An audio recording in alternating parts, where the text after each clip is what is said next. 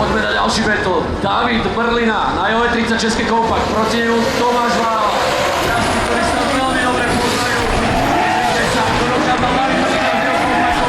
Odbehnúť Tomášovi Válovi, ktorý skracuje trať, ale teraz to už absolútne nevyšlo.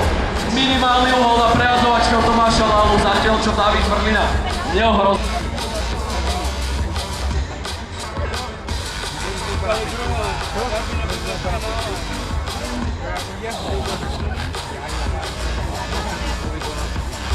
Vo svojich lievikoch, v opačnom poradí samozrejme Tomáš Lála, teraz ako líder.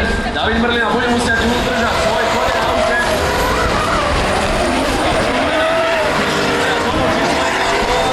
Ale obrovská chyba v zóne číslo 3. Jeho S13 mimo trať. A teraz obrovský uhol a pretočenie.